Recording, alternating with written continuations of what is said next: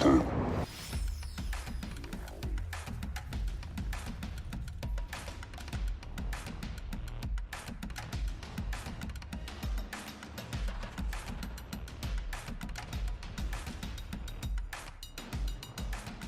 I think just seeing him in a different light, you know, when you do the first movie, then you kind of, you know, I've done many movies since, so you forget about that character, you know, you leave it at home or you leave it at work, that kind of a thing.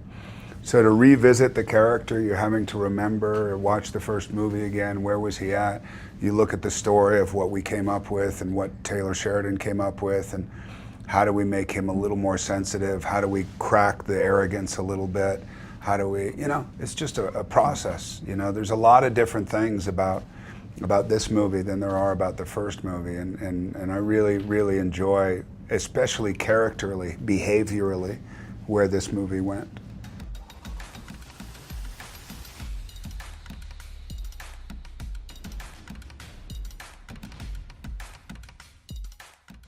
Look, the process can be really fun. Like even doing this can because you're constantly looking at ways to make it more colorful, to create more depth to it, even if it's totally fake, even if it's Thanos. People were like, oh, so they made your character. You're like, no, everything that you see, I did.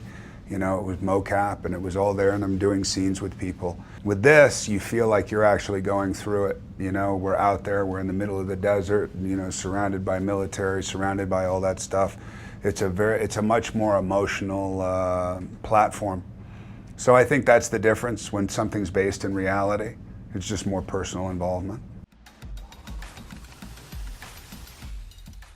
Not a ritual, just a lot of studying, a lot of reading, a lot of watching videos, a lot of talking to military, a lot of talking to people in the drug trade, a lot of talking to, like, everything that I can get my hands on. That's my favorite part of the process. I love, you know, being able to converse with people and hear their stories and all that kind of stuff. But there was no ritual. Like when I did W, there was a ritual. When I did Milk, there was a ritual. With this thing, it was a little different. You know?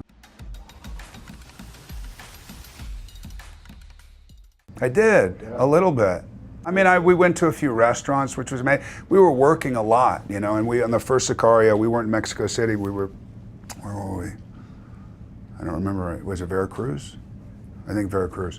But this one, we were in Mexico City. I'd never been to Mexico City. I've been all over Mexico. You know, I've traveled all over Mexico, but I'd never been to Mexico City, and I had a great time here. You know, there's the whole stigma. Oh, Mexico City, are you gonna be okay? And it's like, it's amazing down here. People are so kind, amazing places. Very, very, very great experience that we had.